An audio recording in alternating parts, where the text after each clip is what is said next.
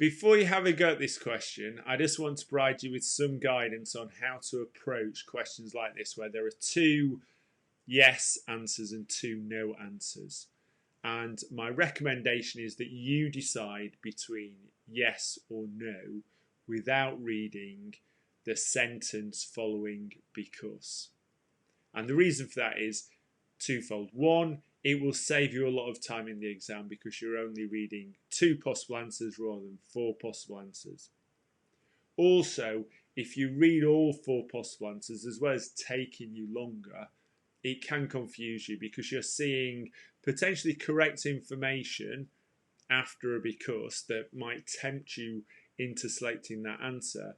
But if the yes or no is wrong, then it doesn't matter how correct the information is after the because, the answer's still wrong. So try to choose between yes and no. Once you've made the decision between yes and no, then and only then read the sentence after because for the two answers that match your yes-no selection, and try and pick from one of those. If at that point you really think they're both wrong and you kind of change your mind, then by all means go and look at the other two answers. But if you got an answer that you're happy with at that point, then select it and move on.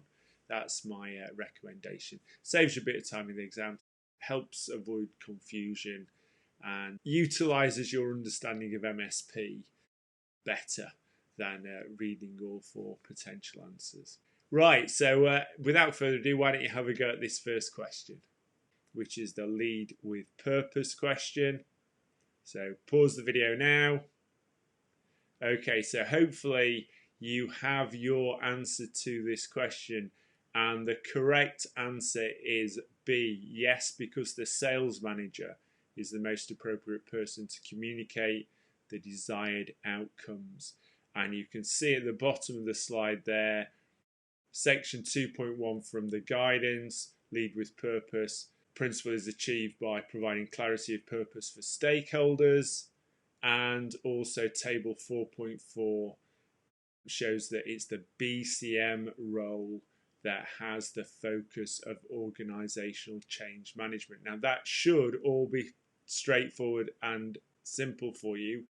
The complication in this question really is the question itself refers to the BCM and the guidance refers to the BCM, but the answer refers to the sales manager, and nowhere in the question or the scenario does it say explicitly that the sales manager is the BCM, and that might have thrown you off, quite frankly.